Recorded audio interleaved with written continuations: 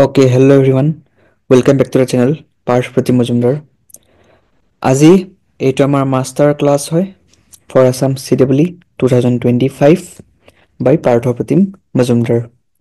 So, এইটো video বহুত বেছি ইম্পৰ্টেণ্ট হয় বিকজ ইয়াত আমি গোটেইখিনি টপিকছ ডিছকাছ কৰিম যিখিনি টপিকছ হয়তো আপোনাৰ কাৰণে বহুত ইম্পৰ্টেণ্ট হ'ব পাৰে and Y this is a master class because ইয়াত আমি বহুতখিনি কনচেপ্ট ডিছকাছ কৰিম ফেক্টছ ফিগাৰ্ছ ডিছকাছ কৰিম ইয়াত আমি ডিছকাছ কৰিম কাট অফ ডিছকাছ কৰিম বুক লিষ্ট ডিছকাছ কৰিম এলিজিবিলিটি ক্ৰাইটেৰিয়া ডিছকাছ কৰিম পেটাৰ্ণ ডিছকাছ কৰিম colleges and all shorts of things যিখিনি ইম্পৰ্টেণ্ট হ'ব পাৰে আপোনাৰ কাৰণে আপোনাৰ প্ৰিপাৰেশ্যনৰ কাৰণে সেইখিনি বস্তু আমি ডিছকাছ কৰিম ভিডিঅ'টো অকণমান দীঘল হ'ব অবভিয়াছলি দীঘল হ'ব বাট যদি আপোনাৰ ইণ্টাৰেষ্ট আছে চিটেবলি পৰীক্ষা দিয়াত যদি আপুনি উত্তীৰ্ণ হ'ব এইবাৰ চিটেবলি পৰীক্ষাত দেন ডেফিনেটলি এইটো ভিডিঅ' আপোনাৰ কাৰণে বহুত হেল্পফুল হ'ব পাৰে চ' কাইণ্ডলি উইদাউট স্কিপিং এনিথিং চাব পাৰে ডেফিনেটলি টাইম ছেভ কৰিবৰ কাৰণে লাইক 1.5x বা 2x দি চাব পাৰে সেইটো আপোনাৰ চইচ হয় বাট ভিডিঅ'টো কমপ্লিট চাব that's a request for you because আপোনাৰ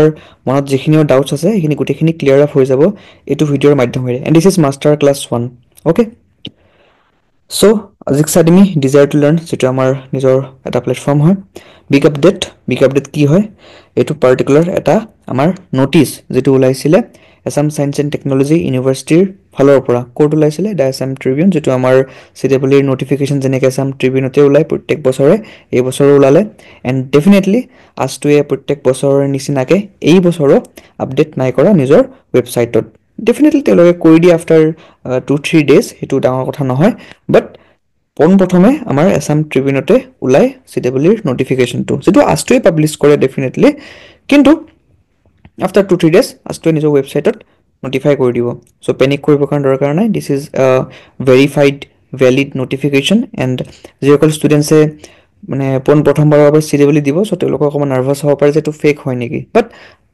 এইটো আগৰ পৰাই চলি আহি আছে ঠিক আছে এণ্ড য়েছ ডেফিনেটলি যোনে হয়তো এইটো প্লেটফৰ্মত নতুন হয় মই কৈ দিছোঁ যে মোৰ বিকজ নামটোৱে আছে সেইটোতো মোৰ নামো অবভিয়াছলি সেইটোৱে হয় এণ্ড ইয়াত আপোনালোকে চিটেবলিৰ গোটেইখিনি কণ্টেণ্টে পাই যাব যিখিনি মানে নেচেচাৰী হয় এবাৰ চাব পাৰে অ'কে চ' আমি ডিছকাছ কৰিম ডেফিনেটলি বস্তুখিনি এইটো আমি আমাৰ হোৱাটছএপ গ্ৰুপছখিনিত দি দিছিলোঁ এণ্ড টেলিগ্ৰাম গ্ৰুপত আমি দি দিছিলোঁ যদি জইন হোৱা নাই তেন ডেফিনেটলি জইন হ'ব পাৰে চ' বহুখিনি ষ্টুডেণ্টছৰ ডাউট আছে আমাৰ যে তেওঁলোকে আমাৰ আজিক চাইড আমি যিটো ACTS বেটছ 2025 হয় মানে অল আছাম চিটেবলি টেষ্ট চিৰিজ বেটছ 2025 হয় যিটো আমি বহুত আগতেই লঞ্চ কৰিছিলোঁ বাট বহুতে হয়তো গমো নাপায় ডেটছ হয় তেওঁলোকে ৰিচেণ্টলি আমাৰ এতিয়া এড অন হৈ আছে চ' ইয়াত বেচিকেলি আমি বহুতখিনি ষ্টুডেণ্টছে বিচাৰে যে চিটেবলিৰ কুৱেশ্যনছ কেনেকুৱা ধৰণৰ আহে বা চিটেবলিৰ পেটাৰ্ণটো কেনেকুৱা হয় কি প্ৰশ্ন অহাৰ সম্ভাৱনা থাকে তাৰ কাৰণে আমি ACTS বেটছ বুলি কওঁ যিটো আমাৰ লাষ্ট ইয়েৰো কণ্ডাক্ট কৰা হৈছিলে এই বছৰো কণ্ডাক্ট কৰা হৈছে নট অনলি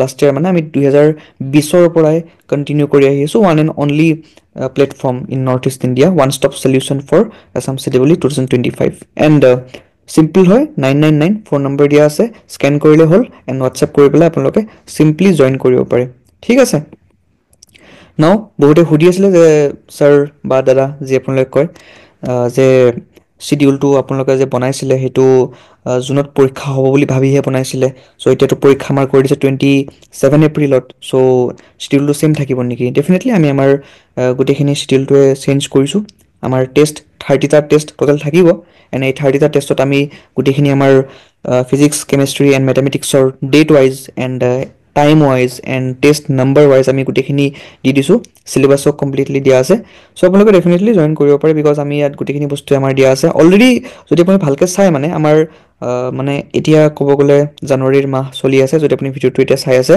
এণ্ড জানুৱাৰী মাহত আমাৰ ক'ব গ'লে আমি টেষ্টখিনি কণ্ডাক্ট কৰিলোঁ 26 জানুৱাৰীত আমাৰ টেষ্ট নাম্বাৰ 11টো আছিলে এণ্ড টেষ্ট 12টো আমাৰ হ'ব 9 ফেব্ৰুৱাৰী চ' যদি আপুনি ইণ্টাৰেষ্টেড হয় তেন ডেফিনেটলি 9 ফেব্ৰুৱাৰীৰ আপুনি টেষ্ট দিব পাৰিব তাৰ কাৰণে জইন কৰিব লাগিব চিম্পল প্ৰচেছ হয় মই অলৰেডি কৈ দিলোঁ অ'কে চ' আছাম চিটেবলি 2025 ইয়াত বহুতখিনি ইম্পৰ্টেণ্ট বস্তু আছে চ' আমি আহিছোঁ আমাৰ যিখিনি পইণ্ট অফ কনচাৰ্ণ ঠিক আছে এপ্লিকেশ্যন ফৰ্ম 5th ফেব্ৰুৱাৰী মানে নেক্সট উইকৰ পৰা ষ্টাৰ্ট হ'ব 27 ফেব্ৰুৱাৰীলৈকে সময় দিয়া গৈছে ইয়াৰে মাজতে কৰি দিব বহুখিনি টাইমত এনেকুৱা হয় যে ষ্টুডেণ্টছে পাহৰি যায় বিকজ বৰ্ড এক্সাম থাকে বা টেনশ্যন থাকে বা জেডেবলিৰ পৰীক্ষা দি আছে বা আন ধৰণৰ বস্তুবিলাকৰ ওপৰত মানে যদি ফ'কাছ থাকে চ' বহুতে পাহৰিয়ে যায় যে ফৰ্ম ফিল আপ কৰিব লগা আছিলে।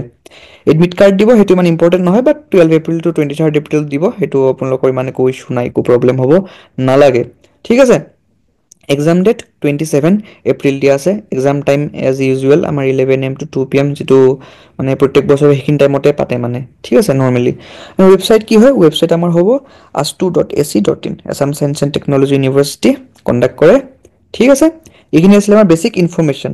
ইয়াত এটা ইনফৰ্মেশ্যন দিয়া নাই, যিটো হয়তো সিহঁতে পিছত দি দিব পাৰে। সেইটো হ'ল যে এপ্লিকেশ্যন ফৰ্মত কোনোবাই যদি কিবা ভুল কৰে, দেন এপ্লিকেশ্যন যিটো কাৰেকশ্যন উইণ্ড' থাকে, সেইটো কেতিয়া অ'পেন হ'ব বা সেইটো কেতিয়া ক্ল'জ হ'ব, সেইটো ইয়াত মেনশ্যন নাই কৰা। আই গেছ সেইটো চাগে পিছত মানে মেনশ্যন কৰি দিব পাৰে। কিন্তু সেইটো লৈ পেলাই আপোনালোকে জাষ্ট এপ্লিকেশ্যন ফৰ্মটো ভুলকৈ ফিল আপ নকৰিব। ফিল আপ কেনেকৈ কৰে মই সেইটোও কৈ দিম, একো প্ৰব্লেম নাই বাৰু। ষ্টেপ ৱাইজ মই কৈ দিম। এণ্ড সেই বস্তুটো আমাৰ চেনেলতে আপলোড কৰা হ'ব। খালি আপোনালোকে ভুলকৈ ফৰ্ম ফিল আপ নকৰিব। বহুতে ভুলকৈ ফৰ্ম ফিল আপ কৰে, দেন কাৰেকশ্যন উইণ্ডৰ কাৰণে ৰখি থাকে। এণ্ড সেইটো মানে ৰখিব নালাগে মানে, প্ৰথমবাৰতে ভালকৈ ফিল আপ কৰক। এণ্ড এইটো এভৰি ইয়াৰে হৈ আছে, এভৰি ইয়াৰ মানে কোনোবা ষ্টুডেণ্টে ভুল কৰিবই মানে। ঠিক আছে, তো সেইটো মই আগৰ বছৰো কৰিছিলোঁ। যিসকলে ড্ৰপাৰ ষ্টুডেণ্ট তেওঁলোকে গম পাব যে মই লাষ্ট ইয়েৰো একেখিনি বস্তুৱে কৰিছিলোঁ। এই বছৰো মই সেইখিনি বস্তুৱে কৰি আছোঁ, বাট ছেম মিষ্টেকখিনিয়ে বাৰে বাৰে ষ্টুডেণ্টছে ৰিপিট কৰে। এনি হওক, আগবাঢ়িছোঁ আমাৰ নেক্সট শ্লাইড। ইয়াত বহুত ষ্টুডেণ্টে মোক সুধিছে যে এইবাৰ এক্সাম সোনকালে পাতি দিলে। ঠিক আছে, এইবাৰ এক্সাম সোনকালে পাতি দিলে, আগতে হৈছিলে জুনত।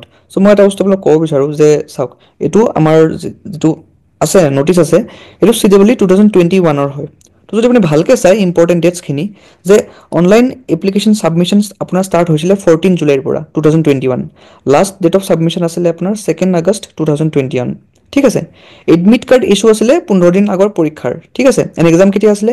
29 আগষ্ট 2021, ছানডে। এণ্ড টাইমটোতো মই অলৰেডি ক'লোৱে, লাইক 11 AM to 2 PM হয়। চ' টাইমত একো চেঞ্জ হোৱা নাই। বা ডিক্লেৰেশ্যন অফ ৰিজাল্টছো উইদিন 10 days দি দিয়ে, তাতেও একো চেঞ্জ হোৱা নাই। ঠিক। চ' এতিয়া চাওক, এতিয়া যিখিনি ষ্টুডেণ্টছে 2021 পৰীক্ষা দিছিলে, তেওঁলোকে কি ক'ব যে পৰীক্ষাটোচোন ইমান লেটকৈ হৈ আছে। ঠিক আছে, চ' যিহেতুকে মই 2017 বেটছৰ আছিলোঁ, মানে 2017 মই মানে এডমিশ্যন লৈছিলোঁ JECত। ঠিক আছে, মেকানিকেল ইঞ্জিনিয়াৰিং। চ' মই ক'ব বিচাৰোঁ যে আমাৰ বাৰত কিন্তু পৰীক্ষাসমূহ মানে এপ্ৰিল মাহতে হৈছিলে মানে। ঠিক আছে, এণ্ড ক'ভিডৰ টাইমলৈকেতো এপ্ৰিল মাহতে হৈ আছিলে। বাট ক'ভিডত যেতিয়া 2020 ক'ভিড আহিলে আমাৰ মাৰ্চত, লাইক মানে ক'ভিড হৈ গৈছিলে, তেতিয়া আমাৰ লাইক আগষ্ট মানত পৰীক্ষাটো হৈছিল, আগষ্টৰ লাষ্টৰ ফালে পৰীক্ষা হৈছিলে। এণ্ড চিমিলাৰলি যেতিয়া 2021 মানে পৰীক্ষাটো হ'ল, তেতিয়াও মানে লাষ্টৰ পিনে হ'ল কিয়?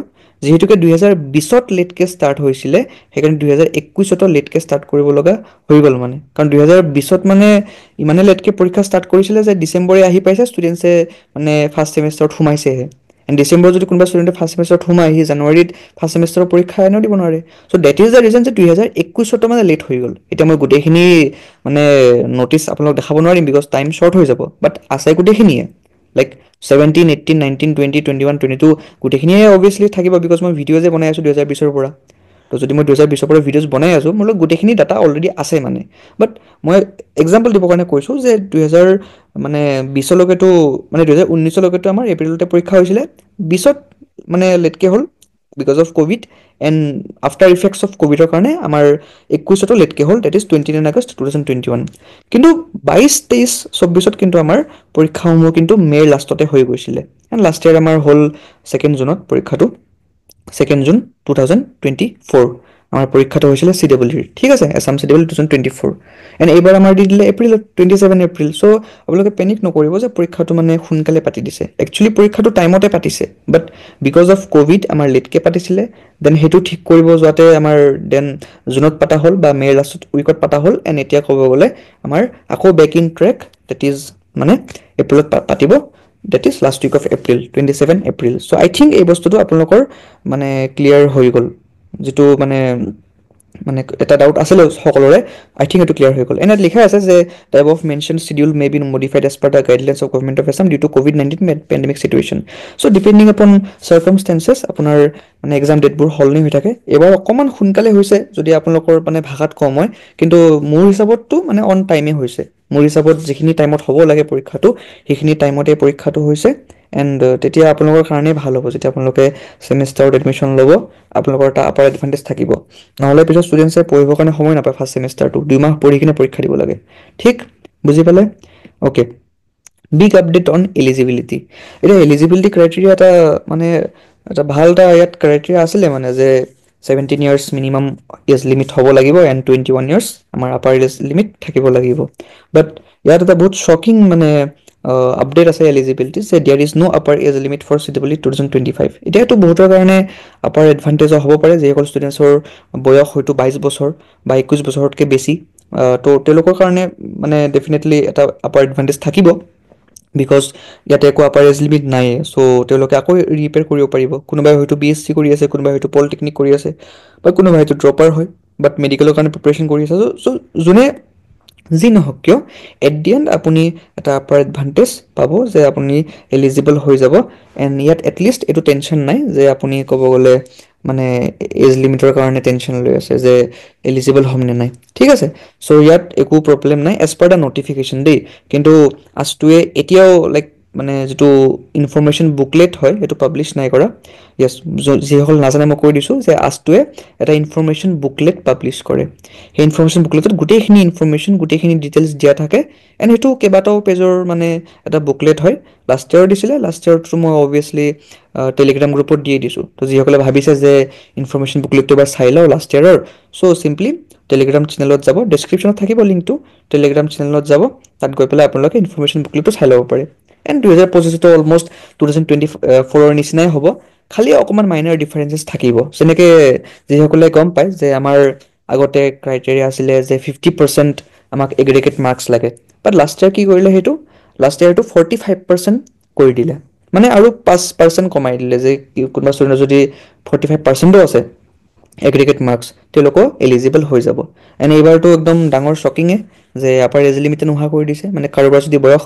60-70 হয় তেওঁলোকেও পৰীক্ষা দিব পাৰিব চাগে হয়নে চ' সেইটোৱে মই ভাবিছোঁ তো তেনেকুৱা ধৰণৰ কথা এটা আৰু ঠিক আছে এতিয়া বহুতখিনি আছে আমাৰ নিউ কুমাৰ মানে যিসকলে প্ৰথমবাৰৰ কাৰণে পৰীক্ষাত উত্তীৰ্ণ হ'ব তেওঁলোকৰ কাৰণে what is CEE so' combined entrance examination হয় কিন্তু এই নামটোতো এটা মানে মই ভাবোঁ যে CEE নামটো মানে কম্বাইণ্ড এণ্ট্ৰেন্স এক্সামিনেশ্যন কিয় ৰাখিছে বিকজ আমাৰ গোটেইখিনি ইঞ্জিনিয়াৰিং কলেজতে ইয়াত এডমিশ্যনছ হৈ যায় ঠিক আছে আগতে 2016লৈকে ঠিক আছে 2016লৈকে আমাৰ মেডিকেলৰো আনকি মানে পৰীক্ষাখিনি CEE কণ্ডাক্ট কৰিছিলে পিছতহে নীট আহিলে তো নীট অহাৰ পিছততো বাৰু 17ৰ পৰতো বাৰু সেইটো বেলেগেই হৈ গ'ল কিন্তু 16লৈকে কিন্তু CEE কণ্ডাক্ট কৰিছিলে তেতিয়াও নামটো এইটোৱে আছিলে আমাৰ যে combined entrance examination and admission in to state engineering colleges of Assam conducted by আছটো ঠিক এইখিনি আছিলে বেছিক ইনফৰমেশ্যন যে CEE কি হয় যিসকলে নাজানে মানে বিকজ বহুতে এইটো প্ৰশ্ন সুধিছিলে যে ছাৰ JEEৰ থ্ৰুৰে CEE এডমিশ্যন ল'ব পাৰিম নেকি চ' ডেফিনেটলি নোৱাৰিবা এতিয়াও আনকি মানে কমেণ্টছত সেইটো কমেণ্ট থাকিবই চাগে যে JEEৰ থ্ৰুৰে CEEত এডমিশ্যন ল'ব পাৰিম নেকি নোৱাৰিবা ঠিক আছে JEEৰ থ্ৰুৰে NITs বা IITsতে পাৰি কিন্তু CEEৰ থ্ৰুৰে state engineering colleges of Assam পাৰি ঠিক এক্সাম পেটাৰ্ণ হয়তো সকলোৱে জানিব বাট তথাপিতো মই কৈ দিছোঁ যে আমাৰ টোটেল 120 কুৱেশ্যনছ থাকিব 480 মাৰ্কছ থাকিব চ' ফিজিক্সৰ 40 questions chemistry 40 questions maths 40 questions marks similarly 160 থাকিব অ'কে ক্লিয়াৰ ঠিক আছে এইখিনি আমাৰ এক্সাম পেটাৰ্ণ আছিলে আমি ইন ডিটেইল অবভিয়াছলি ডিছকাছ কৰিম যে কেমেষ্ট্ৰিৰ পৰ্চনৰ অৰ্গেনিক বা ফিজিকেলৰ কিমান কুৱেশ্যনছ আহে যদিও সেইটো ৰেচিঅ'টো ছেমে থাকে বিকজ ক'ব গ'লে 13 কুৱেশ্যনছ বা 14 কুৱেশ্যনছ মানে চিমিলাৰ ৱেটেজে থাকে মানে এইটো বেছি ডিফাৰেঞ্চ নাই বা ষ্টিল মই ইন ডিটেইল ডিছকাছ কৰিম আজি ডিছকাছ কৰিব নোৱাৰোঁ বিকজ ইন ডিটেইল যদি ডিছকাছ কৰিব যাওঁ বহুত টাইম লাগি যাব আমি নেক্সট যিটো মাষ্টাৰ ক্লাছ হ'ব তাত আমি ইন ডিটেইল ডিছকাছ কৰিম ঠিক আছে কাট অফ এতিয়া কাট অফৰ বিষয়ে বহুতে হয়তো সোধে যে কাট অফ কেনেকুৱা ধৰণৰ আছিলে বা কেনেকুৱা ধৰণৰ কাট অফ আমাৰ ট্ৰেণ্ডটো চলি আহি আছে তাৰ কাৰণে মই এটা বস্তু আপোনাক কৈ দিওঁ যে কাট অফটো আমাৰ প্ৰত্যেক বছৰে চেঞ্জ হয় প্ৰত্যেক বছৰে কেনেকৈ চেঞ্জ হয় বিকজ প্ৰত্যেক বছৰে আমাৰ ক'ব গ'লে কুৱেশ্যন পেটাৰ্ণ চেঞ্জ হৈ থাকে হয় নাই এতিয়া কোনোবা বছৰ আমাৰ টাফ কুৱেশ্যন পেপাৰ দি দিব কোনোবা বছৰ ইজি দি দিব ফৰ এক্সাম্পল লাষ্ট ইয়েৰ আমাৰ কুৱেশ্যন পেপাৰখন ইমানো ইজি নাছিলে যিসকল ষ্টুডেণ্টছে পৰীক্ষা দিছে তেওঁলোকে গম পায় যে য়েছ আমাৰ পেপাৰ লেভেল ঠিক ঠাক আছিলে মানে অলমষ্ট JEE লেভেলেই আছিলে কেমেষ্ট্ৰিৰ কথা কোৱা নাই বাৰু বাট ফিজিক্স মেথছ যদি আপুনি চাই ভাল এটা লেভেলৰ প্ৰশ্ন কাটিছিলে ঠিক আছে and depends on number of students because যদি বেছি ষ্টুডেণ্টছ হয় অফক'ৰ্ছ আমাৰ কাট অফৰ বঢ়াৰ চান্স থাকে যদি বেছি ষ্টুডেণ্ট হয় এনেইবাৰটো যিহেতু মানে আপাৰ এজ লিমিট নোহোৱা কৰি দিছে সো সম্ভাৱনা আছে যে এবাৰ বহুখিনি ষ্টুডেণ্টছে পৰীক্ষা দিব পাৰিব এণ্ড তাৰ কাৰণে হয়তো কাট অফ বাঢ়িবও পাৰে কিন্তু সেইটো এতিয়া ক'ব নোৱাৰি বিকজ মই এট দি এণ্ড মই ক'লোৱে মানে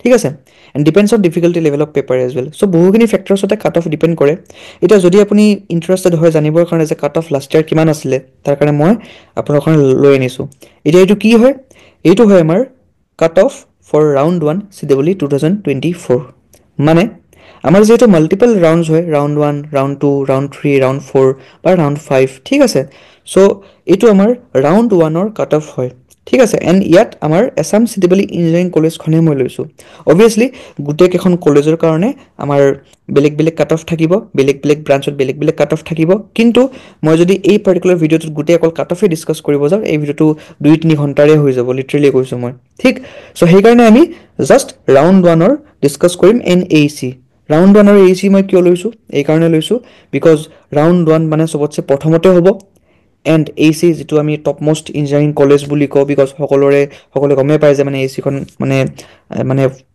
ফাৰ্ষ্ট ইঞ্জিনিয়াৰিং কলেজেই আছিলে অসমৰ এণ্ড লাইক লিটাৰেলি ভাল ভাল ষ্টুডেণ্টছখিনিয়ে যিখিনি ভাল ভাল মাৰ্কছ পায় মানে তেওঁলোকে অবভিয়াছলি এ চিত প্ৰিফাৰ কৰে মানে ঠিক ত' সেইকাৰণে মই আপোনাৰ কাৰণে ৰাউণ্ড 1 লৈছোঁ এণ্ড এ চি লৈছোঁ যাতে আপুনি ক্লিয়াৰলি গম পায় যে আপুনি মিনিমাম কিমান মাৰ্কছ পালে এ চিত এডমিশ্যন ল'ব পাৰে ৰাউণ্ড 1তে ঠিক আছে কিন্তু এইটো একো হাৰ্ড এণ্ড ফাষ্ট ৰুল নহয় যে এইখিনি মাৰ্কছেই লাগিব ঠিক আছে কিন্তু ৰেংকখিনি কিন্তু অলমষ্ট চিমিলাৰ থাকিব মানে মাৰ্কছখিনি হয়তো বুজাই দিছোঁ মই ঠিক আছে ভালকৈ শুনি ল'ব মেইন পেন পেপাৰ লৈ বহক লাগিলে এণ্ড ভালকৈ বস্তুখিনি বুজি লওক মই কি কৈছোঁ ৰেংকখিনি কিন্তু অলমষ্ট চিমিলাৰ ৰেংকছে থাকিব মানে এনেকুৱা হ'ব নোৱাৰে যে এই বছৰ 500 ৰেংকত কোনোবাই জে চি পাই গ'ল নেক্সট ইয়াৰ 500 ৰেংকত বোলে জে চি পোৱা নাই সেনেকুৱা হ'ব নোৱাৰে 500 ৰেংকত জে চি পাবই মানে ঠিক চ' সেইবোৰ ৰেংক ছেম থাকিব মাৰ্কছটো ডিফাৰ কৰিব সেইকাৰণে আপোনালোক মই এটা বস্তু কৈ দিওঁ মাৰ্কছ এণ্ড ৰেংক দুটাই মই কৈ দিম আমাৰ এই ৰাউণ্ড 1 এণ্ড এ চিৰ যিটো হয় চ' আমাৰ এ চিৰ ব্ৰাঞ্চ কিমানটা আছে আপোনালোকে গমেই পায় যে চিভিল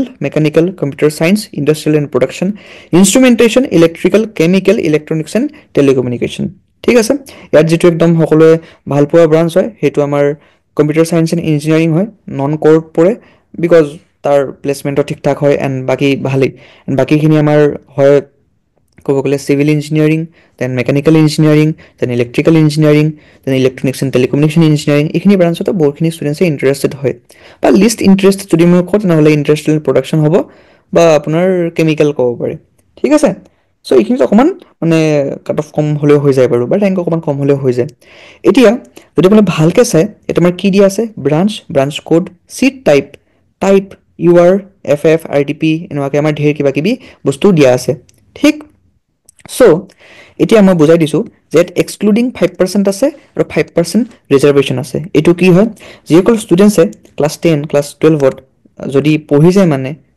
গভমেণ্ট স্কুলত বা গভমেণ্ট কলেজত তেনেহ'লে তেওঁলোকে 5% এটা ৰিজাৰ্ভেশ্যন পাই যায় বা যিসকল ষ্টুডেণ্টছে গভমেণ্ট কলেজত নাই পঢ়া গভমেণ্ট স্কুলত নাই পঢ়া তেওঁলোকে এইটো 5%টো নাপায় মানে এনে বহুত আপাৰ এডভান্টেজ থাকিব যদি আপুনি গভমেণ্ট স্কুল বা কলেজত পঢ়িছে বিকজ মানে ভালেখিনি ডিফাৰেঞ্চ হৈ যায় কিন্তু ঠিক ফৰ এক্সাম্পল মই এক্সাম্পলটো দি দিছোঁ ফৰ এক্সাম্পল চিভিল ইঞ্জিনিয়াৰিঙৰ মই এক্সাম্পল লৈছোঁ ইয়াত আপুনি যদি চাই আনৰিজাৰ্ভড মানে জেনেৰেল কেটেগৰীৰ কথা কৈ আছোঁ মই ঠিক এতিয়া জেনেৰেল কেটেগৰীত কি হয় চিভিল ইঞ্জিনিয়াৰিঙৰ দেই ভালকৈ মন কৰি চাব যে চিভিল ইঞ্জিনিয়াৰিঙৰ জেনেৰেল কেটেগৰীত যদি আপুনি এক্সক্লুডিং 5% চাই আপোনাক কিমান ৰেংক লাগে 414 কিন্তু যদি আপুনি উইথ 5% ৰিজাৰ্ভেশ্যন চাই আপোনাক কিমান ৰেংক লাগিব 821 মাৰ্কছ কিমান আছে এক্সক্লুডিং 5%ত মাৰ্কছ আছে 193 এণ্ড 5% ৰিজাৰ্ভেশ্যনত আছে 158 মানে কোনোবা এটা ষ্টুডেণ্টে চিভিল ইঞ্জিনিয়াৰিঙত এডমিশ্যন পাই আছে এই চিট ৰাউণ্ড 1তে যদি সি 158 মাৰ্কছ পাইছে যদি সি গভমেণ্ট স্কুল বা কলেজত পঢ়িছে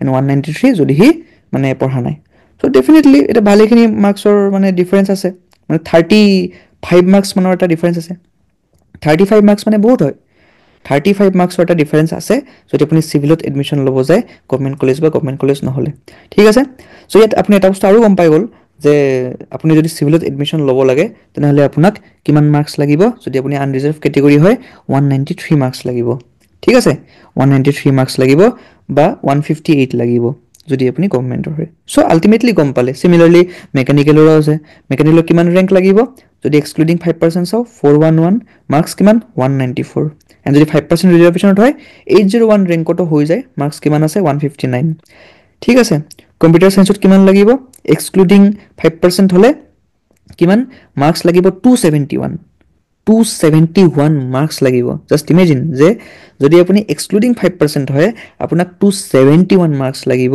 ৰেংক 80 মানে যদি আপুনি আণ্ডাৰ 100 আছে তেতিয়াহে আপুনি কম্পিউটাৰ সায়েন্স পাব এচিত যদি আণ্ডাৰ 100 আছে তেতিয়াহে পাব যদি আণ্ডাৰ 100 নাই তেতিয়াতো চান্সে নাই প্ৰথম কথা দ্বিতীয় কথা যদি আপোনাৰ 5% ৰিজাৰ্ভেশ্যন আছে তেনেহলে 239 মাৰ্কছ এণ্ড ৰেংক 146 মানে আপুনি আণ্ডাৰ 150 ৰেংক আনিব লাগিব তেতিয়াও কিন্তু আপোনাক 239 মাৰ্কছ লাগিব মানে আপুনি যদি 240 তকৈ কম মাৰ্কছ আনে তেনেহলে আপোনাৰ সিলেকশন নহব কম্পিউটাৰ সায়েন্স এণ্ড ইঞ্জিনিয়াৰিং আমাৰ এচিত মানে বহুত ভাল মাৰ্কছ লাগিব মানে বহুত ভাল মানে সাংঘাতিক ভাল মাৰ্কছ লাগিব বিকজ এণ্ড আজিকালিৰ টাইমত মেক্সিমাম মানুহে কম্পিউটাৰ সায়েন্সে বিচাৰে and that is the reason যে কম্পিউটাৰ সায়েন্সত বহুত টাফ কম্পিটিশ্যন যদি আপুনি আণ্ডাৰ 100 পায় তেতিয়াহে ক'ব গ'লে চিট পাব এ চিৰ কম্পিউটাৰ সায়েন্সত তাকো যদিহে এক্সক্লুডিং 5% হয় ঠিক চ' সিমিলাৰলি আমাৰ ইণ্ডাষ্ট্ৰিয়েল প্ৰডাকশ্যনতো হেভি কম্পিটিশ্যন আছে কিয় হেভি কম্পিটিশ্যন বিকজ অবভিয়াছলি আমাৰ এ চি হয় চ' মাৰ্কছ 163 বা ৰেংক 753 ঠিক আছে চ' এনেকুৱা ধৰণে আপোনাৰ ইনষ্ট্ৰুমেণ্টেশ্যন ইলেক্ট্ৰিকেল কেমিকেল ইলেক্ট্ৰনিক্স টেলিকমিউনিকেশ্যনৰো আপোনাৰ বস্তুখিনি আছে মই ইয়াত জাষ্ট আপোনালোকক আনৰিজাৰ্ভ কেটেগৰী বস্তুখিনি কৈ দিছোঁ আপোনালোকে আপোনাৰ যি কেটেগৰী হয় ফৰ এক্সাম্পল আপোনাৰ অ' বি চি হয় বা টি গাৰ্ডেন হয় বা এক্স ছাৰ্ভিচমেন হয় কোচ হয় টাই অহোম হয় চুতীয়া হয় মৰাণ হয় মটক হয় এছ টি হয় S T plains S T hills বা ফিজিকেলি বা আপোনাৰ ই ডব্লিউ এছ এনিথিং মানে আপুনি আপোনাৰ যিটো বা ফ্ৰীডম ফাইটাৰ কোটা হৈ গ'ল বা এন চি চি হৈ গ'ল বা স্পৰ্টছ হৈ গ'ল বা চি জি হৈ গ'ল আপোনাৰ যি কেটেগৰী হয় যি কোটা হয় আপুনি সেই হিচাপত এবাৰ চাই ল'ব এতিয়া আপুনি ক'ব ছাৰ আপুনি দেখালে অকল এ চিৰ যে এ চিৰ জিষ্ট বি বি চিৰ ক'ড আছে অবভিয়াছলি ক'ড আছে চবেই গম পায় টেলিগ্ৰাম গ্ৰুপত আছে ঠিক তো টেলিগ্ৰাম গ্ৰুপত যাব বস্তুখিনি চেক কৰি চাব বাট এতিয়া ৰাখক এতিয়া ভিডিঅ'টো শেষ হোৱা নাই ঠিক আছে ভালকৈ চাওক বস্তুখিনি মই বুজাই কিনে কৈ আছোঁ বিকজ আপোনালোকৰ পিছত ডাউট থাকিব আপোনালোকে মোক সুধিব এণ্ড সুধিলে মই পাৰ্চনেলিটো অফক'ৰ্ছ সকলোকে ৰিপ্লাই দিয়ে দিওঁ বস্তুখিনি কৈ দিওঁ বাট সেইটোৱে মানে মোৰো হয়তো মানে ৰিপ্লাইটো অকণমান সময় লাগিব পাৰে বা হয়তো অকণমান দেৰিকৈ ৰিপ্লাই দিব পাৰোঁ চ' যদি আপোনাক ইনষ্টেণ্টলি চলিউশ্যন লাগে ইনষ্টেণ্টলি নলেজ লাগে আপুনি এই ভিডিঅ'টো ভালকৈ যদি চাই আছে আপুনি বুজি পাই যাব এণ্ড মই গোটেইখিনি কথাই ক'ম মানে একো স্কিপ নকৰোঁ মই মাষ্টাৰ ক্লাছ বুলি নাম এইকাৰণে দিছোঁ বিকজ মই ইয়াত গোটেইখিনি বস্তুৱে কভাৰ আপ কৰিম এণ্ড মাষ্টাৰ ক্লাছ টাইপে মানে মই বস্তুখিনি আপোনাক বুজাই কিনে কৈ আছোঁ ঠিক আছে এণ্ড যাৰ মনত যি ডাউট আছে একো প্ৰব্লেম নাই মই গোটেইখিনি ডাউটে ল'ম গোটেইখিনি ডাউটে ছল্ভ কৰিম জাষ্ট কমেণ্টছত ডাউটখিনি লিখি দিলে হ'ল নেক্সট যিটো মাষ্টাৰ ক্লাছ হ'ব মাষ্টাৰ ক্লাছটো তাত মই আৰু বস্তুখিনি কভাৰ আপ কৰিম বিকজ মোৰ যিটো মটিভ হয় সৰু সৰু 5-10 মিনিটৰ ভিডিঅ' এটা বনাই কিনে এণ্ড তেনেকুৱা 50টা ভিডিঅ' দি লাভ নাই লাগিলে 5টা ভিডিঅ'ই দিওঁ কিন্তু 5টা ভিডিঅ'ত গোটেইখিনি কণ্টেণ্ট কভাৰ আপ কৰি দিওঁ যাতে ষ্টুডেণ্টছখিনিৰ কাৰণেও এটা হেল্প হৈ যায় নহ'লে ষ্টুডেণ্টছখিনিয়ে কি হয় যে তেওঁলোকে ভিডিঅ'জ বিচাৰি থাকে কণ্টেণ্টটো বিচাৰি নাপায় সেইকাৰণে 5টা-6টা ভিডিঅ'তে গোটেইখিনি বস্তু মই কভাৰ আপ কৰি দিম বাট সেইকাৰণে ভালদৰে চাওক ঠিক আছে নাও এতিয়া আপোনালোকে ক'ব গ'লে কাট অফো গম পাই গ'ল আপোনালোকে পৰীক্ষা দিলে আপোনালোকে কাট অফ গম পাই গ'ল তো কি হ'ব আপোনালোকে এডমিশ্যন ল'লে এতিয়া এডমিশ্যন ল'বৰ কাৰণে কি হ'ব ডকুমেণ্ট ভেৰিফিকেশ্যন হ'ব চ' ডকুমেণ্ট ভেৰিফিকেশ্যনত আপোনালোক এইখিনিতো এতিয়া ইম্পৰ্টেণ্ট নহয় বাৰু বাট মই কিয় কৈছোঁ এইখিনি বস্তু বিকজ বহুতখিনি ষ্টুডেণ্টছৰ বহুখিনি বস্তু নাথাকে ফৰ এক্সাম্পল বহুতৰ পি আৰ চিয়ে নাই চ' সেইকাৰণে এইটো বস্তু ভালদৰে চাই লওক বিকজ যেতিয়া আপোনাৰ ডকুমেণ্ট ভেৰিফিকেশ্যন হ'ব তেতিয়া আপুনি কিন্তু কলেজখনক ক'ব নোৱাৰে যে ছাৰ আপোনালোকে অকণমান ৱেইট কৰক মোৰ ডকুমেণ্টছখিনি নাই মই আহিলেহে আপোনাক দিব পাৰিম তেতিয়া কিন্তু আপোনাৰ মানে ইছ্যু হৈ যাব প্ৰব্লেম হৈ যাব আপোনালোক কলেজে কিন্তু এণ্ট্ৰি নিদিব আপোনাৰ কিন্তু ৰোল নম্বৰটো তেওঁলোকে এড অন নকৰিব এডমিশ্যন ল'বই নোৱাৰিব ঠিক সেইকাৰণে কৈছোঁ ভালদৰে শুনক documents to be submitted at the time of document verification cum provisional admission 2024-25 ঠিক আছে কি কি ডকুমেণ্টছ আপুনি ছাবমিট কৰিব লাগিব ডকুমেণ্ট ভেৰিফিকেশ্যন টাইমত ক'ত কৰিব লাগিব ৰেচপেক্টিভ কলেজত ফৰ এক্সাম্পল এইটো মই কিহৰ লৈছোঁ এইটো মই লৈছোঁ এছাম ইঞ্জিনিয়াৰিং কলেজৰ বেলেগ কলেজৰ বেলেগ বেলেগ ক্ৰাইটেৰিয়া থাকে কিন্তু মই এ চিৰ লৈছোঁ কিয় বিকজ এ চিৰ যিখিনি ক্ৰাইটেৰিয়া আছে বাকীখিনি কলেজৰো অলমষ্ট চিমিলাৰ ক্ৰাইটেৰিয়াই আছে মানে এনেকুৱাটো নহয় যে মানে জে চিৰ বেলেগ ক্ৰাইটেৰিয়া এ চিৰ বেলেগ ক্ৰাইটেৰিয়া অলমষ্ট 99% ছেমে হয় এটা দুটা হয়তো কিবা বেলেগ ডকুমেণ্টছ লাগিব পাৰে সেইটো বেলেগ কথা কিন্তু মই আপোনালোক এ চিৰ এক্সাম্পলটো দি চাওঁ যদি আপোনাৰ এইখিনি ডকুমেণ্টছ আছে তেন্তে বেলেগখিনি নহ'লেও হৈ যাব প্ৰথম কথা passport size photo with name on the back side 5 numbers ঠিক 5 কপি লাগিব seat allotment letter and acceptance letter from DTE কি হয় DTE হয় directorate of technical education so যেতিয়া আপোনালোকৰ কাউন্সেলিং হ'ব, কাউন্সেলিং হ'লে আপোনালোকৰ যিটো সিট এলট কৰা যাব বা যিটো ব্ৰাঞ্চ এলট কৰা যাব, ঠিক আছে, বা যিটো কলেজ এলট কৰা যাব, তাৰে আপোনাৰ এখন এলটমেণ্ট লেটাৰ থাকে, সেইখন আপুনি একচেপ্ট কৰিব লাগিব, ঠিক আছে। তো সিট এলটমেণ্ট লেটাৰখন একচেপ্ট কৰিলে, এণ্ড একচেপ্টেঞ্চ লেটাৰখন একচেপ্ট কৰিলে, দুখন থাকিব। একচেপ্ট কৰাৰ পিছত কি হ'ব, বাছ এখন প্ৰিণ্টত লৈ ল'ব, প্ৰিণ্টত লৈ কিনে ছাবমিট দি দিব, বিকজ আপুনি যে সিটটো একচেপ্ট কৰিছে সেইটো প্ৰুফ লাগিব ন, নহ'লে গম কেনেকৈ পাব, গমটো নাপাব ন কলেজখনে যে আপুনি কোনটো সিট একচেপ্ট কৰিছে। তো সেইকাৰণে then PRC, because resident of Assam হ'ব লাগিব, so' PRC। Then CEE rank card and admit card, বহুতে কি কৰে এডমিট কাৰ্ডখন হেৰাই দিয়ে, চ' ভালদৰে CEE rank card and admit কাৰ্ডখন লাগিব। দেন ক্লাছ 12 মাৰ্কশ্বিট লাগিব, ক্লাছ 12 পাছ চাৰ্টিফিকেট লাগিব, ক্লাছ 10 এডমিট কাৰ্ড লাগিব, কাৰণ এজ প্ৰুফ, ঠিক আছে। দেন কাষ্ট কেটেগৰী চাৰ্টিফিকেট লাগিব ইফ এপ্লিকেবল, ঠিক আছে। ইয়াত এটা ইম্পৰ্টেণ্ট বস্তু কি হয়, যদি আপুনি OBC কেটেগৰী হয়, NCLখন লাগিব খালি, NCLখন লাগিব along with the OBC certificate, because যদি আপোনাৰ NCLখন নাই তেনে আপুনি জেনেৰেল বুলিয়ে কাউণ্ট হ'ব, ঠিক আছে। Then EWS certificate if applicable, okay. I hope এইখিনি বস্তু আপোনালোকে বুজি পালে। And PWD certificate if applicable, এইটো সকলোৰে কাৰণে এপ্লিকেবল নহয়, যাৰ কাৰণে হয় তেওঁলোকে এইটো ল'লে হ'ল, অ'কে। নাও AC এডমিশ্যনছ, এতিয়া আপোনালোকৰ ডকুমেণ্ট ভেৰিফিকেশ্যন এইবোৰ হৈ গ'ল, ঠিক আছে। এতিয়া এডমিশ্যন কেনেকৈ হয়, এডমিশ্যন কেনেকৈ হয় মই কৈ দিছোঁ, মই ধুনীয়াকৈ কৈ দিছোঁ, বুজাই দিছোঁ। এইটো মই এক্সাম্পল দিছোঁ ACৰ, ঠিক আছে। Attention to the candidates of BTech first semester admission into engineering colleges, ঠিক আছে। মানে মই যে ক'লোঁ ডকুমেণ্ট ভেৰিফিকেশ্যন হ'ব, সেইটো কেনেকৈ হ'ব বস্তুটো বুজাই দিছোঁ। যে date of document verification cum provisional admission, এতিয়া 27/7/2024 বা 28/07/2024, মানে এইটো আমাৰ 27 তাৰিখে হৈছিলে, 27 আগষ্ট, ঠিক আছে। আগষ্ট হ'ব ন, January February March April May June July, জুলাইত হ'ব, ঠিক আছে। চ' 27 জুলাই, ঠিক আছে। চ' 27 জুলাই আৰু 28 জুলাইত আমাৰ ক'ব গ'লে কি হৈছিলে, ডকুমেণ্ট ভেৰিফিকেশ্যন হৈছিলে, ক'ত হৈছিলে, ACত হৈছিলে, okay. So' mechanical engineering, computer science engineering, industrial and production engineering, এইখিনি এণ্ড চিভিল ইঞ্জিনিয়াৰিং, এইখিনি আমাৰ ডেট এণ্ড টাইম চব দিয়া আছে। মানে 27 তাৰিখে আমাৰ দুটা শ্বিফ্টত হৈছিলে, এটা হ'ল 9:30 AM to 1:30 PM and 2 PM to 5 PM। চ' আপুনি সেই পাৰ্টিকুলাৰ টাইমটোতে, সেই পাৰ্টিকুলাৰ ডেটটোতে যাব লাগিব কলেজখনত, এণ্ড গোটেইখিনি ডকুমেণ্টছ লৈ যাব লাগিব, এইখিনি গোটেই ডকুমেণ্টছ লৈ যাব লাগিব কলেজখনত, এণ্ড দেন আপুনি এডমিশ্যনটো ল'লেই হ'ল, কাম খতম, ঠিক। এণ্ড 20 তাৰিখেও চিমিলাৰলি কেমিকেল, ইলেক্ট্ৰনিক্স, টেলিকমিউনিকেশ্যন বা electrical and instrumentation, same timing 9:30 AM to 1:30 PM, 2 PM to 5 PM, ঠিক আছে। মাজৰ এটা আধা ঘণ্টা ব্ৰেক আছে, এইটো লাঞ্চ ব্ৰেক বুলি ক'ব পাৰে। এণ্ড প্লেচ কি হয়, প্লেচ হয় অডিটৰিয়াম কলেজ মেইন বিল্ডিং। এতিয়া মই এইটো ক'লোঁ ACৰ কাৰণে, তো চিমিলাৰলি JCৰ কাৰণে থাকিব, জিষ্টৰ কাৰণে থাকিব, বাকীখিনি কলেজৰ কাৰণে থাকিব। ছাৰ ছেইম ডেট থাকিব নেকি, নহ'ব পাৰে, বেলেগ ডেট থাকিব পাৰে। চ' ছেইম ডেট বুলি কথা নাই, ইয়াত আমাৰ 27 জুলাইত আছিলে বা 28 জুলাইত আছিলে, তাতে আপোনাৰ বেলেগ ডেট হ'ব, অকণমান আগা পিছা কৰি হ'ব।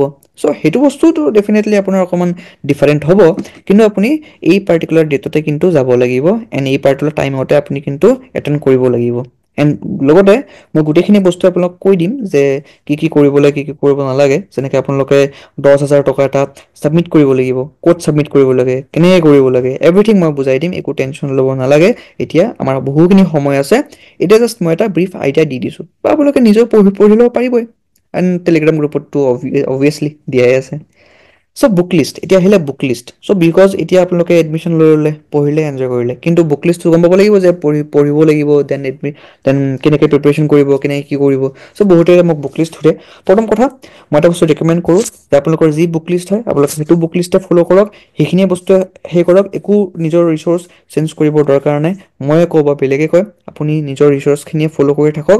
কিন্তু যদি কোনোবাই ৰিচোৰ্চ একো ফ'ল' কৰাই নাই, কোনোবাই যদি একো পঢ়াই নাই, বা কোনোবা ছাপ'জ নিট এস্পিৰেণ্ট হয়, যোনে ক'ব গ'লে CEE দিব বাট সিহঁতে পঢ়া নাই, দেন ডেফিনেটলি আপোনালোকে ফিজিক্সৰ কাৰণে NCERT চাব পাৰে, SL আৰোৰা বা এনি আদাৰ বুক চাব পাৰে, বা DC পাণ্ডে আপোনালোকে চাব পাৰে। ইমান বেয়া বুক নহয়, ভাল বুক হয়, ঠিক ঠাক বুক হয়। আপোনালোকে যদি পঢ়ে এটা বেছিক আইডিয়াটো হৈয়ে যাব। কেমিষ্ট্ৰিৰ কাৰণে অবভিয়াছলি NCERT বুকখন খুবেই ভাল হয়, NCERT বুকখন বেষ্ট হয় ইনফেক্ট। এণ্ড নৰেন্দ্ৰ অৱস্থি চাব পাৰে আপোনালোকে, ফিজিকেল কেমিষ্ট্ৰিৰ কাৰণে সেইখন আছে। ইনঅৰ্গেনিক এণ্ড অৰ্গেনিকৰ কাৰণে NCERT ছাফিচিয়েণ্ট হয়। ফিজিকেলৰ কাৰণে আপোনালোকে নৰেন্দ্ৰ অৱস্থি চাব পাৰে। নৰেন্দ্ৰ অৱস্থি এখন ভাল এখন মানে কিতাপ হয়। মই মোৰ টাইমতো এখন কিতাপ ফ'ল' কৰিছিলোঁ, কেইবাখনো কৰিছিলোঁ, বাট এইখনো ওৱান অফ দ্য মানে best book I found it. মানে NCERT নৰেন্দ্ৰ অৱস্থি। মেথছৰ কাৰণে আপোনালোকে যি চ'ৰ্চ চাই আছে সেইখিনিয়ে চাওক, বাট যদি কোনোবাই একোৱে নাই চোৱা দেন মই ক'ম যে NCERTখনটো কৰিবই লাগিব। RD শৰ্মা, এতিয়া কথাটো হ'ল যে RD শৰ্মা অবজেক্টিভখনেই মই ৰেকমেণ্ড কৰোঁ, ছাবজেক্টিভখন নহয়, ঠিক আছে। তো RD শৰ্মা 2টা ভলিউমত পায় অবজেক্টিভৰ, সেইখন বহুত ভাল হয়, খুব ভাল হয়। অৰিহন্তৰ বুক পঢ়িব পাৰি। অৰিহন্তৰ কিতাপ কেলকুলাছৰ কাৰণে ভাল হয়, ডিফাৰেঞ্চিয়েল কেলকুলাছ এণ্ড ইণ্টিগ্ৰেল কেলকুলাছ। সেইখন মই কৰিছিলোঁ বাৰু মোৰ টাইমত। SLনি এখন কোঅৰ্ডিনেট জিঅ'মেট্ৰিৰ কাৰণে বহুত ভাল কিতাপ হয়।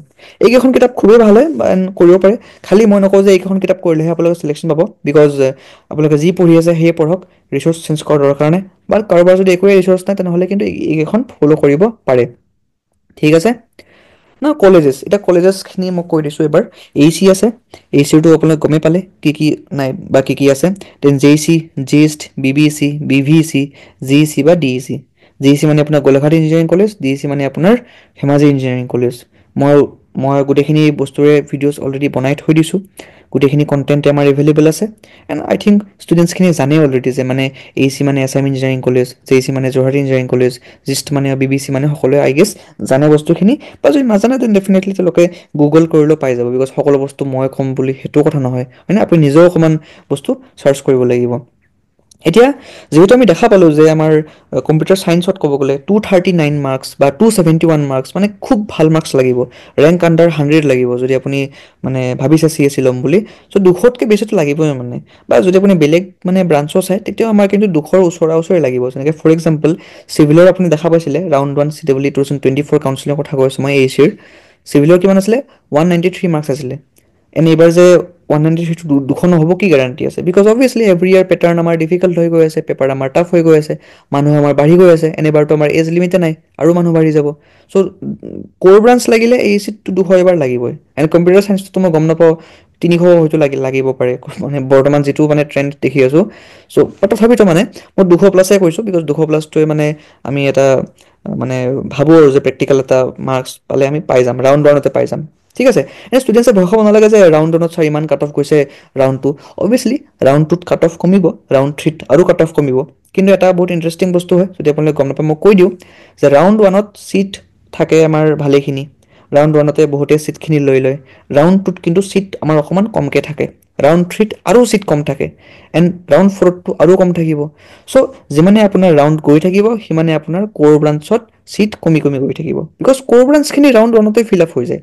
মানে যিখিনি ভাল ব্ৰাঞ্চ হয় বা ভাল কলেজ হয় সেইখিনি আপোনাৰ ছিটখিনি ৰাউণ্ড 1তে ফিল আপ হৈ যায়। তো ৰাউণ্ড 2ত থাকিব যিখিনি আপোনাৰ ক'ব গ'লে অকণমান ব্ৰাঞ্চখিনি ইমান ঠিক নহয়, মানে ইন দ্য চেন্স লাইক মাৰ্কেটত ইমান বেছি ডিমাণ্ড নাই, সেইখিনিত ছিট থাকিব।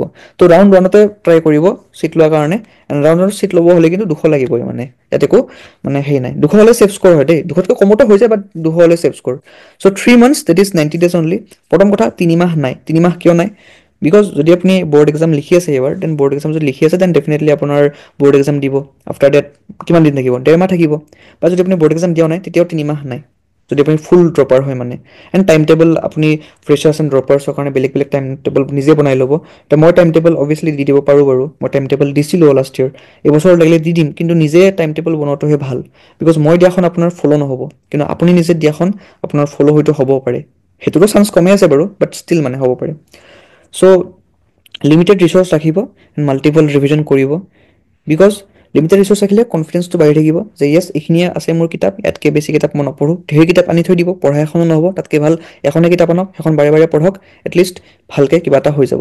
And take a mock test series batches, এটা মক টেষ্ট লৈ ল'ব। মই কিয় কৈছোঁ, বিকজ যদি আপুনি যিমান প্ৰেক্টিচ কৰিব এক্সাম পেটাৰ্ণত, এক্সাম ভাইব, এক্সাম এনভাইৰমেণ্টত, সিমানে আপোনাৰ এক্সামত ভাল হোৱা চান্স থাকিব। আমি যিহেতুকে এটা mock test series batch launch কৰিছিলোঁ, চ' সেইটোও ডেফিনেটলি আপোনালোকে জইন কৰিব পাৰে। কিয় কৈছোঁ, because this is the one stop solution. আমি ইয়াতে 30টা টেষ্ট কণ্ডাক্ট কৰি আছোঁ, 14টা ছেকশ্যনেল টেষ্ট, 16টা আমাৰ ফুল টেষ্ট আছে, অ'কে। এণ্ড অকল 30টা টেষ্টে নহয়, আমাৰ আগৰ বছৰ যিখিনি টেষ্ট হৈ গৈছিলে আমি তাৰে আপোনালোকক এক্সেছ দি দিম। ডেট মিনছ আপোনালোকে 60+ টেষ্ট কৰিব পাৰিব। কেন ইউ ইমেজিন যে 60+ টেষ্ট আপুনি যদি কৰে, আপুনি যদি ডেইলিও দিয়ে তেতিয়াও আপোনাৰ 60 দিন লাগিব। যদি আপুনি এদিন এৰি এদিন দিয়ে তেতিয়াতো ক'ব গ'লে পৰীক্ষাই আহি পাই যাব, আপোনাৰ টেষ্টে খতম নহ'ব, ইমান টেষ্ট আছে আমাৰ। সেই গোটেইখিনি টেষ্টৰে গোটেইখিনি প্ৰশ্নই CWত অলৰেডি আহি গৈছিলে বা হয়তো অহাৰ চান্স আছে বা হয়তো পেটাৰ্ণটো ছেম, বিকজ আমি তেনেকুৱা ধৰণে প্ৰশ্নখিনি কাটো এণ্ড আমাৰ যিখিনি মেম্বাৰ্ছ আছে এছ'চিয়েট হৈ পেলাই তেওঁলোকে অলৰেডি CW ক্ৰেক কৰিছে, এতিয়া হয়তো জব কৰি আছে বা হয়তো কোনোবা এখন কোচিঙত বা কোনোবা এটা ইনষ্টিটিউটত ফেকাল্টি হয়। ইনফেক্ট আমাৰ যিবোৰ মেণ্টৰ্ছ আছে তেওঁলোকে অলৰেডি AECৰ ফেকাল্টি হয়। আমাৰ যিটো এটা হোৱাটছএপ গ্ৰুপ আছে তাতে আমাৰ AECৰ ফেকাল্টি প্ৰেজেণ্ট কাৰেণ্ট ফেকাল্টি AECৰ যোনে আপোনাক পঢ়াব তেওঁ আমাৰ at present as a mentor আছে, ঠিক। চ' গোটেইখিনি এক্সেছ আমাৰ ক'ব গ'লে থাকে, জাষ্ট চিম্পলি স্কেন কৰিলে হ'ল বা এইটো হোৱাটছএপ নম্বৰ দিয়া আছে তাতে আপোনালোকে চিম্পলি নিজৰ নামটো লিখি দিলে হ'ল। নামটো লিখিলে ক'ব গ'লে আপোনাক পে'মেণ্ট QR কোড দি দিয়া যাব, পে'মেণ্ট কৰিব ইমিডিয়েটলি জইন কৰাই দিয়া যাব। বহুতে জইন কৰিছে অলৰেডি, আপুনি জইন কৰিব পাৰিব। ইয়াতকৈ বেছি মই নকওঁ বিকজ এতিয়া আপোনাৰে মানে বেনিফিট হ'ব যদি জইন কৰে, এণ্ড যিমানে লেটকৈ কৰে সিমানে আপোনাৰ লেট হ'ব, কিয় অলৰেডি আমাৰ টেষ্ট চিৰিজ শ্বিডিউল দিয়া আছে, শ্বিডিউল আমি চেঞ্জ নকৰোঁ। আমাৰ অলৰেডি 11টা টেষ্ট গুচি গ'ল, চ' আপোনালোকে বাকীকেইটা টেষ্ট দিব পাৰিব। এতিয়া বহুতে ভাবিব যে 11 টেষ্ট দিব নোৱাৰিম নেকি, সেইকেইটাও পাৰিব। খালি কথাটো কি হ'ল, কথাটো এইটোৱে হ'ল যে আপুনি যদি টেষ্টটো লাইভ হৈ থাকোঁতে দিয়ে তেতিয়াহ'লে আপোনাৰ কাৰণে বেনিফিট, কাৰণ আমি ক'ব গ'লে আমাৰ টীমে আপোনালোকৰ এনচাৰ কিখিনি চেক কৰিব, আপোনাৰ কাৰণে ৰিপৰ্ট কাৰ্ড বনাব, আপোনাক সেইখন ৰিপৰ্ট কাৰ্ড দিয়া যাব। তো আপুনি এনালিচিছ কৰিব পাৰিব ন আপুনি ক'ত ষ্টেণ্ড আউট কৰি আছে, কিমান ক'ত মাৰ্কছ পালে, ক'ত ভুল গ'ল, কি ভুল গ'ল, হয় নাই। এতিয়া আপুনি গোটেইখিনি টেষ্ট আগৰ দিব পাৰিব, একো প্ৰব্লেম নাই, খালি সেইটোৱে মানে আপুনি যিমানে সোনকালে জইন কৰিব সিমানে আপোনাৰ কাৰণে ভাল। বাকীটো আপোনাৰ কথা জইন কৰে নকৰে। Thank you. Ask questions in comments and join Telegram group and WhatsApp group for free. আমাৰ ডিছক্ৰিপশ্যনত লিংকত দিয়া থাকিব, বা টেলিগ্ৰাম গ্ৰুপ জইন কৰক, তাতে আমাৰ হোৱাটছএপ গ্ৰুপৰ লিংক দিয়া আছে, জইন কৰি ল'ব পাৰিব, ঠিক আছে। নেক্সট মাষ্টাৰ ক্লাছত আমি কি কি টপিক কভাৰ কৰিম কাইণ্ডলি মোক কমেণ্টছত জনাই দিব, ঠিক আছে। মই সেইখিনি টপিক 100% কভাৰ কৰিম, বিকজ মই গম পাওঁ যে আজিৰ এটা ভিডিঅ'ত আমি ইমানখিনি টপিক কভাৰ আপ কৰিব নোৱাৰোঁ, যিহেতুকে মই ভিডিঅ'টো অকণমান দীঘল বনালোঁ, অকণমান ভালকৈ বনাইছোঁ। চ' নেক্সট মাষ্টাৰ ক্লাছত আমি গোটেইখিনি টপিক কভাৰ কৰিম, যিখিনি টপিক হয়তো এই পাৰ্টিকুলাৰ ক্লাছটোত আমাৰ শেষ নহ'ল, এণ্ড নেক্সট ক্লাছত আমি অলমষ্ট গোটেইখিনি টপিক কভাৰ আপ কৰিব চেষ্টা কৰিম। খালি অকণমান ভিডিঅ'বোৰ দীঘল থাকিব, চ' পেচেঞ্চ লৈ পেলাই ভালদৰে চাব লাগিব। আই হোপ আপোনালোকে বস্তুবোৰ বুজি পালে, ক্লিয়াৰ হৈ গ'ল নিজৰ মাইণ্ডত যে কেনেকৈ কি কৰিব লাগিব, কি কৰিব নালাগিব, এণ্ড যিখিনিয়ে মানে ভাবিছে যে য়েছ মই নিউ হয় CWৰ কাৰণে মোক গাইডেঞ্চৰ দৰকাৰ, আপোনালোকে চিম্পলি মানে আমাৰ হোৱাটছএপ গ্ৰুপ জইন কৰি ল'ব পাৰে বা টেলিগ্ৰাম গ্ৰুপ জইন কৰিব পাৰে, ঠিক আছে। টেষ্ট চিৰিজ ওলোৱা হ'লে সেইটো বাৰু নিজৰ কথা, ল'লে ভাল বা নল'লেও আমি এট দি এণ্ড আমি লাষ্ট ইয়েৰৰ ফ্ৰী টেষ্ট কণ্ডাক্ট কৰাইছিলোঁ, এইবছৰো অভিয়াছলি কৰাম, কিন্তু ল'লে মানে কি হয় এটলিষ্ট আপোনাৰ মানে এটা এনভাইৰমেণ্ট পাব আৰু, বিকজ অলৰেডি আমাৰ 60+ মেম্বাৰ্ছ আছে গ্ৰুপত, মানে জইন কৰিছে, ষ্টুডেণ্টছ আছে মানে। তো আপুনিও যদি লয় দেন ডেফিনেটলি ল'ব পাৰে, বিকজ আমাৰ 100% ৰিফাণ্ড পলিচি আছে, যদি চিলেকশ্যন নহয় 100% ৰিফাণ্ড দি দিম। So' that is the thing, anyhow আমাৰ চিলেকশ্যন হ'বই, বিকজ আমি হায়েষ্ট চিলেকশ্যনছ এভৰি ইয়াৰ দি থাকোঁ, এইবছৰো দিম। So' that is the case. Thank you for ৱাচিং দিছ ভিডিঅ'।